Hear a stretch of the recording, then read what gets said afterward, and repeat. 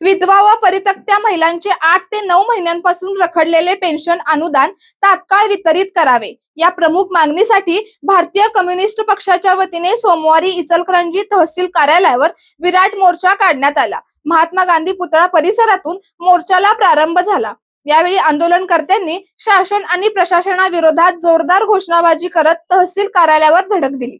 मोर्चानंतर तहसील प्रशासनाला निवेदन सादर करण्यात आले। यामध्ये विधवा, परित्यक्ता आणि निराधार महिलांना मंजूर झालेले पेन्शन असूनही 8 ते 9 महिन्यांपासून अनुदान मिळालेले नाही। काही लाभार्थींना तर 2 ते 2.5 वर्षांपासून एकही हप्ता मिळालेला नसल्याचा गंभीर आरोप करण्यात आला। यापूर्वी प्रांताधिकारी, तहसीलदार आणि जिल्हाधिकारी यांना अनेक वेळा निवेदने देऊन हा प्रश्न मार्गी लावण्याची मागणी करण्यात आली होती। मात्र प्रशासनाकडून सातत्याने दुर्लक्ष होत असल्यामुळे अखेर रस्त्यावर उतरून आंदोलन करण्याची वेळ आल्याचे आंदोलनकर्त्यांनी सांगितले। पेन्शन ही विधवा व परित्यक्ता महिलांच्या उदरनिर्वाहाचा महत्त्वाचा आधार असून ती वेळेत न मिळाल्याने अनेक कुटुंबांवर आर्थिक संकट कोसळले आहे।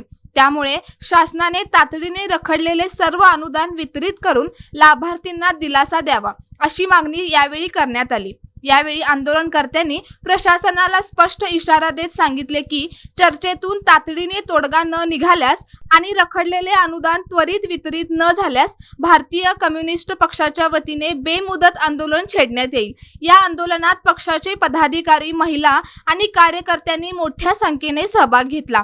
मोर्चामध्ये भारतीय कम्युनिस्ट पक्षाचे नेते सदाम अलाबादे, भाऊसाहेब कसबे, उषा माळी, अंबादास कोणी, गिरे धनाजी जाधव, रामचंद्र सौंदत्ती यांच्यासह पक्षाचे पदाधिकारी, महिला, कार्यकर्त्या व लाभार्थी मोठ्या संख्येने उपस्थित होत्या। ठिकाणी ज्येष्ठ नागरिक, वयोवृद्ध, निराधार, विधवा, परित्यक्त्या यांचा मोर्चा आम्ही इथं अपर तहसीलदार कार्यालयावर घेऊन आलोय। हा मोर्चा आणण्याचा उद्देश हाच होता की वरचेवर 8-8 महिने, 9-9 महिने पेन्शन थकवली जाते, त्यांचं अनुदान थकवलं जातं। त्यामुळे या वयोवृद्ध ज्येष्ठ नागरिकांची, निराधारांची प्रचंड प्रमाणात उपासमार होती। त्यांची औषध पाण्याचा प्रश्न तयार होतोय, त्या लोकांचे हाल होतात। म्हणून आम्ही अनेक वेळा या तहसीलदारांच्याकडे असतील, प्रांताकडे असेल, जिल्हाधिकारी यांच्याकडे असेल, प्रत्येक वेळा वेळोवेळी निवेदन दिली। मात्र या तहसीलदारांनी, या प्रशासकीय यंत्रणेनं काही केलेलं नाही।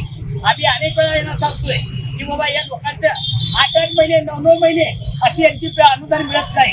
दुसरं असं 294 महिला असे आहेत, 294 महिला ते इंदिरा गांधी विधवा आहे, त्यांना 2 वर्ष, 2.5 वर्षापासून अनुदान दिलेलं नाही। 2.5 वर्ष झालं त्यांचा मंजूर आहे, त्यांच्याकडे पासबुक आहे, सगळं आहे, मात्र त्यांचं अनुदान मिळत नाही। आणि त्यांनी सांगतात ही केंद्र सरकारची योजना आहे, साईट बंद आहे, आम्ही काय करू शकत नाही। मात्र या लोकांचे हाल चाललेले आहेत। म्हणून आम्ही आज इथे एखाद्या मोर्चाला आलोय। या तहसीलदारांना आम्ही पत्र देतोय। पत्र देऊन आम्ही यांना सांगितलंय की आम्ही आमच्याबरोबर चर्चा केली नाही तर आम्ही या दारात उठून जाणार नाही असं त्याला सांगितलेलं आहे।